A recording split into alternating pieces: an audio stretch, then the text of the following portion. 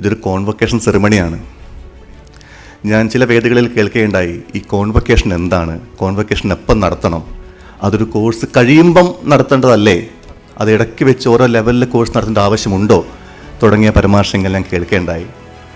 അത് ധാരണക്കുറവുകൊണ്ടാവാമെന്ന് ഞാൻ കരുതുന്നു. എന്തുമാവട്ടെ, ഈ കോൺവൊക്കേഷൻ എന്നുള്ളത് 12-ാം നൂറ്റാണ്ടിൽ തുടങ്ങിയ ഒരു ആചാരമാണ്. അത് പിന്നീട് കാലങ്ങൾ മാറി മാറി വരികയും കോൺവൊക്കേഷൻ അതിൻ്റെതായിട്ടുള്ള നിയമാവലികൾ ഉണ്ടാവുകയും ചെയ്തു. പക്ഷെ റിജിഡായിട്ട് ഇന്നതുപോലെ തന്നെ കോൺവൊക്കേറ്റ് ചെയ്യാവൂ എന്നൊന്നും എവിടെയും എഴുതി വെച്ചിട്ടില്ല.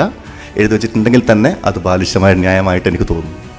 കാരണം കോൺവൊക്കേഷൻ എന്നതിൻ്റെ പരമാവധി ഉദ്ദേശം തന്നെ, അതിൻ്റെ മാക്സിമം ഒബ്ജക്റ്റീവ് തന്നെ കുട്ടികളുടെ എഫേർട്ടിനെ അപ്രിഷ്യേറ്റ് ചെയ്യുക, ഒരു ലെവലിൽ നിന്ന് അടുത്ത ലെവലിലേക്ക് പോകുമ്പം അതിലുള്ള ഊർജ്ജം പ്രൊവൈഡ് ചെയ്യുക.